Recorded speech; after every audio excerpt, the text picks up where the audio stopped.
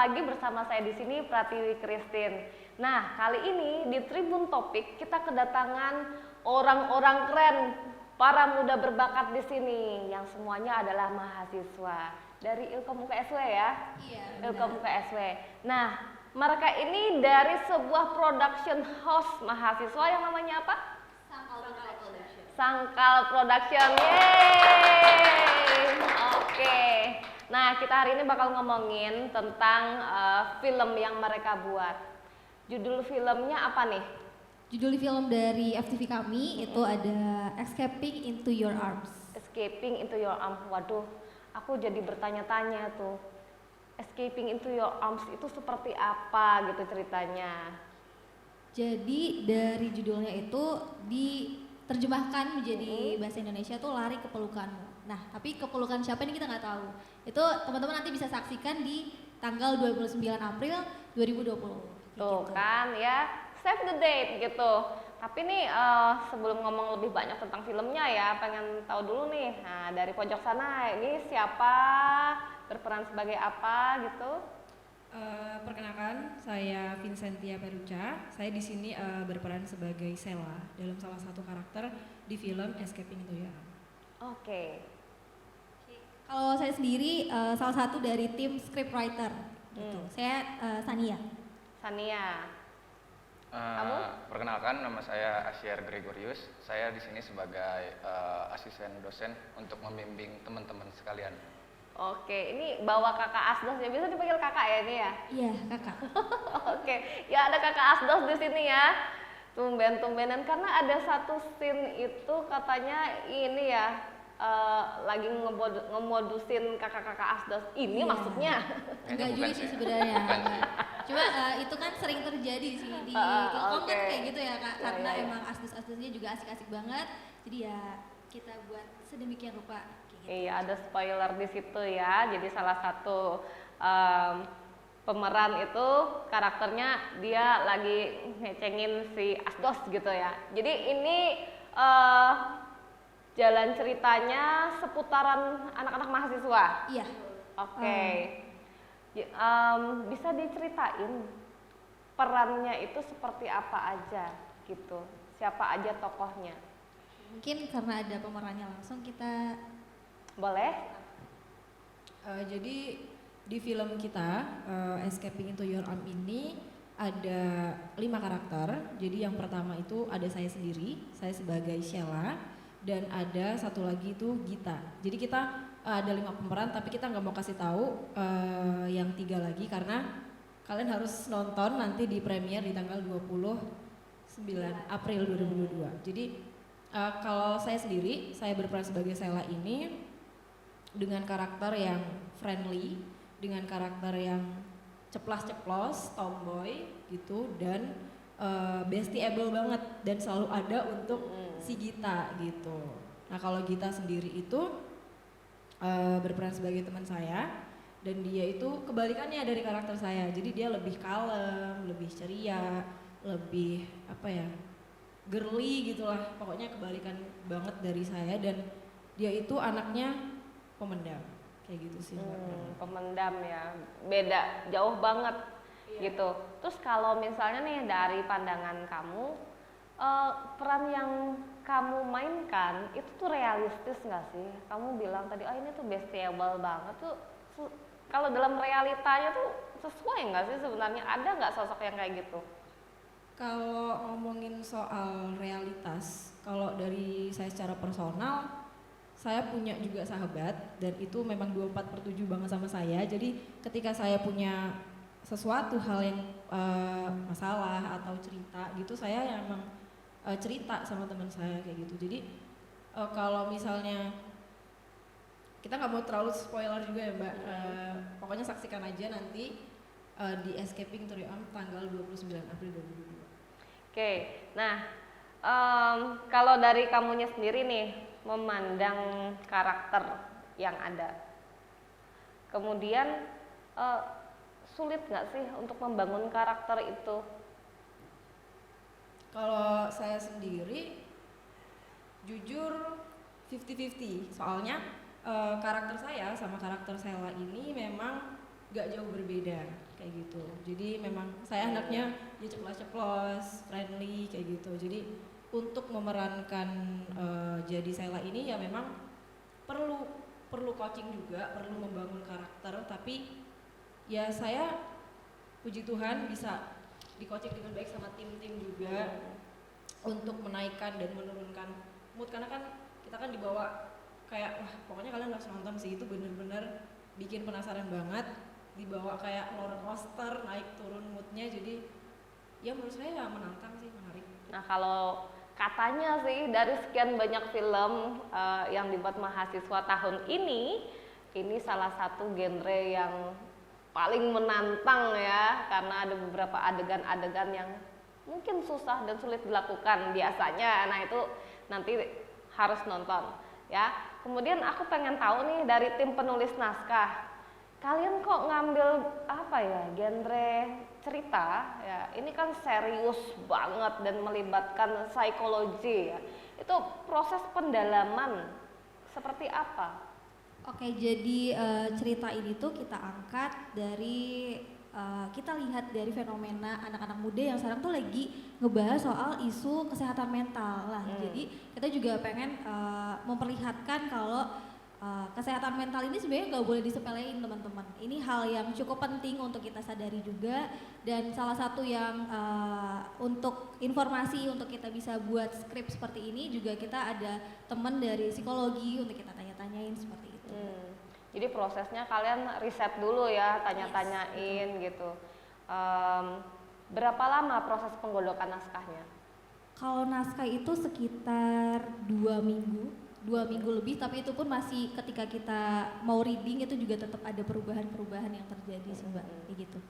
Kalau dari kamu sendiri sebagai penulis naskah nih ya, ketika itu kemudian kita visualkan dalam bahasa gambar, puas nggak? Saya cukup puas dengan kinerja kita yang juga masih awal banget dengan apa yang bisa kita kerjain. Menurut saya itu udah cukup maksimal juga dengan apa yang udah kita bayangkan. Cuma memang ada mungkin detail-detail yang kurang kita masukkan seperti itu, karena ya emang masih awal banget untuk kita belajar kayak gitu. Kalian ini baru pertama kali ya bikin film? Baru pertama kali. Pertama kali bikin film, dan dari 3 tahun belajar online akhirnya ketemu lagi. Membangun chemistry-nya tuh gimana? Gitu.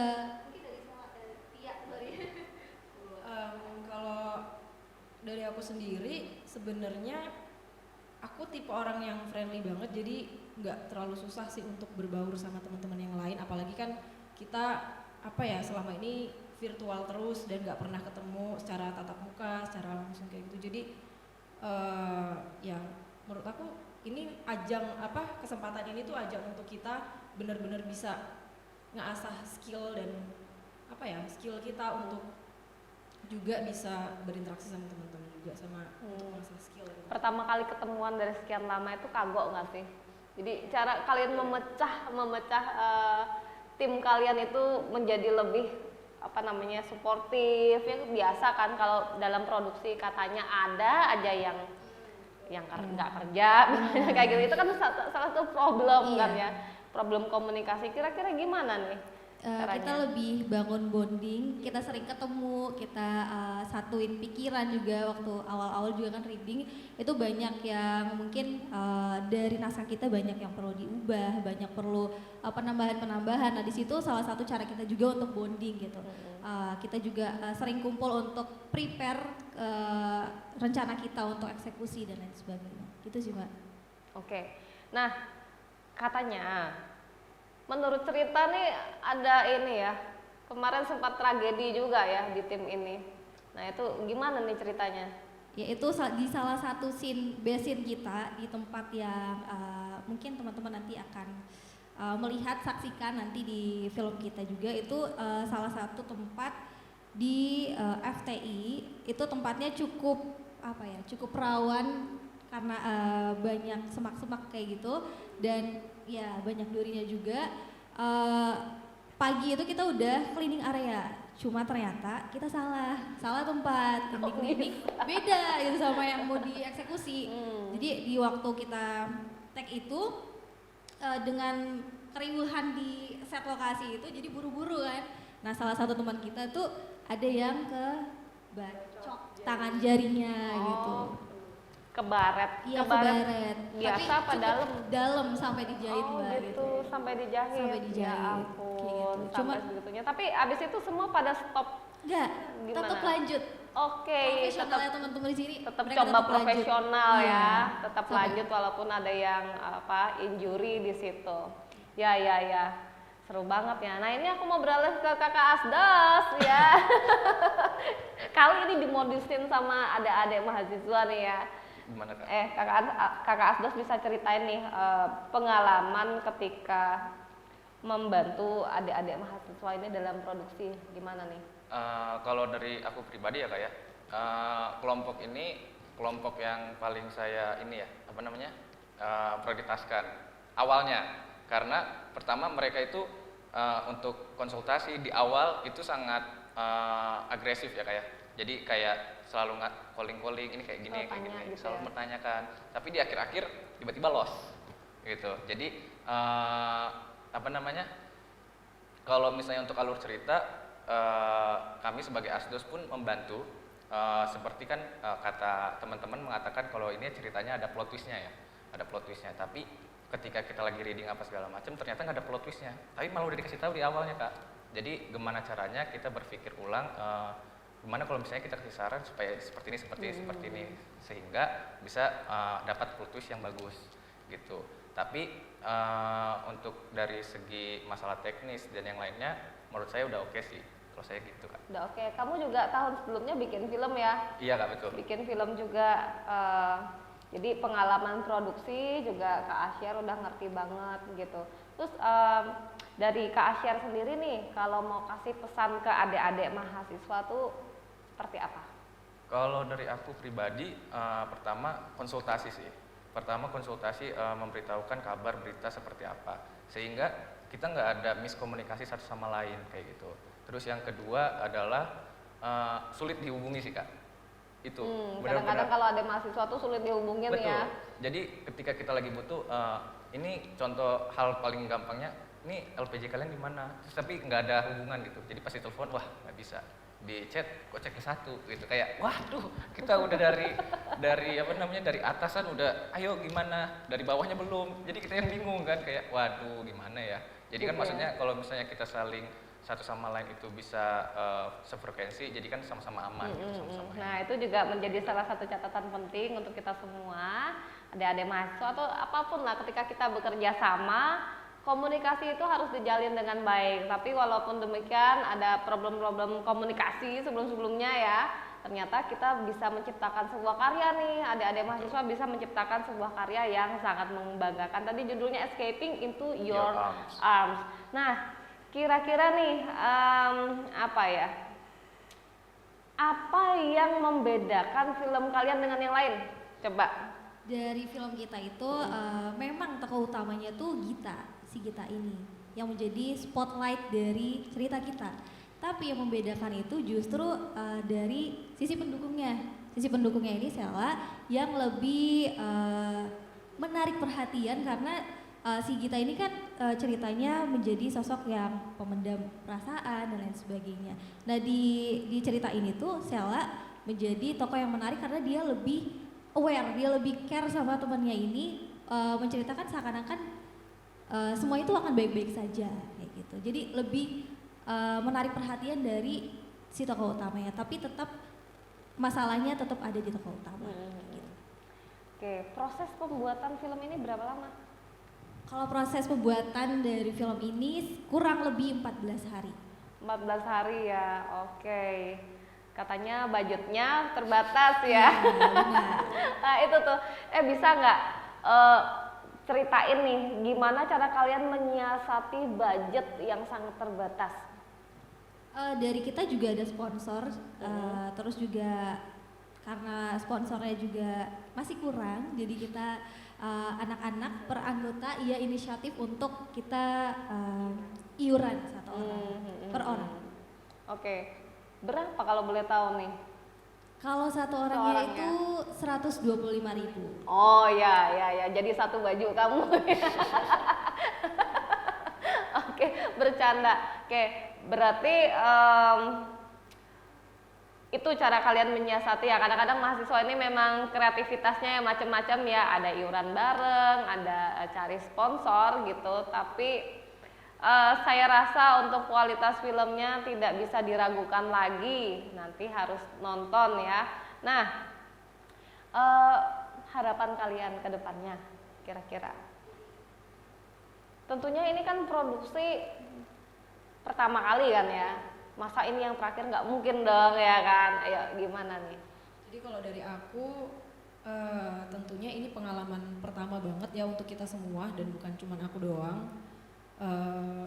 Tentunya sangat banyak pelajaran yang bisa kita ambil gitu dalam pembuatan film sendiri. Sebenarnya kita tuh pengen bikin part 2 kalau ada yang mau mendanai. Gitu ya.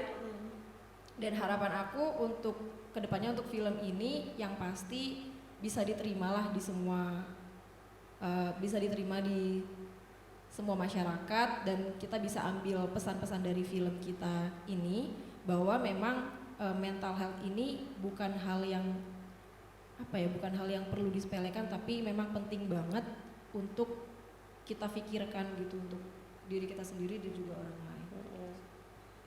Walaupun nampaknya tidak terlihat ya, tapi ternyata kedepannya itu bisa jadi sesuatu yang sangat berbahaya.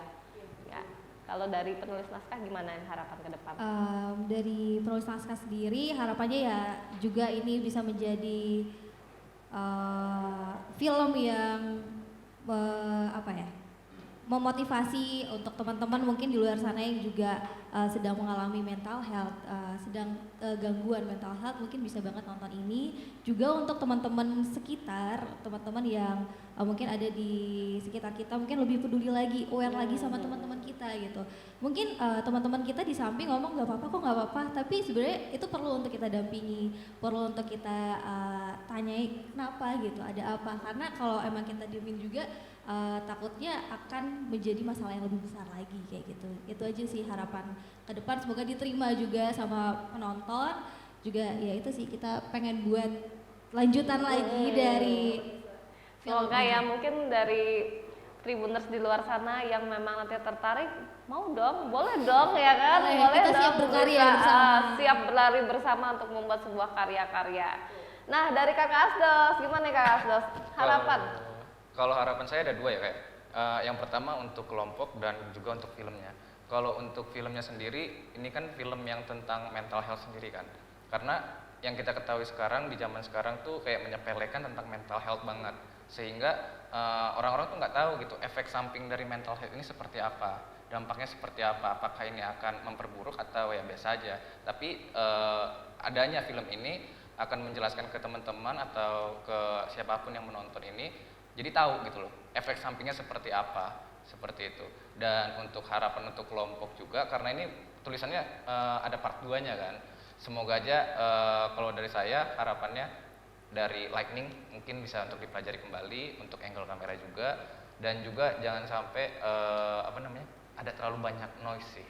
Untuk noise dalam artian seperti dalam filmnya, dalam videonya seperti itu. Kalau dari aku sih gitu. Oke. Ya. Nah, terakhir nih, kalian harus bisa memujuk para penonton ini nonton film kalian, ya kan? Apa yang membuat penonton itu harus nonton film ini deh, gitu? Kenapa harus nonton banget? Karena bakal ada banyak scene-scene yang tidak terduga di film ini. Teman-teman gak akan mengira kalau akan terjadi seperti ini, akan terjadi konflik seperti ini. Jadi teman-teman harus pantengin di tanggal 29 April 2022. Oke, tentunya di Tribun Jateng. Gimana dengan Toko Sela? Yuk. Ya sama sih seperti yang dikatakan Mbak Sania. Pokoknya saksikan, karena kalian semua tuh bakal dibawa ke arung jeram dan roller coaster, dibawa naik turun, dan gak bakal disangka-sangka bakal terjadi seperti itu. Pokoknya saksikan Escaping into Your Arms tanggal 29 April 2022. Oke, thank you banget ya atas kehadiran dari teman-teman Sangkal Production. Titip salam untuk seluruh anggota ya yang gak bisa hadir hari ini gitu. Semoga sukses acaranya, premiernya sukses. Kemudian terima kasih Kakak Asdol sudah hadir dan menemani teman-teman mahasiswa. Baik, ini di acara yang sudah di penghujung acara. Kita akan jumpa lagi di acara berikutnya. Bye-bye.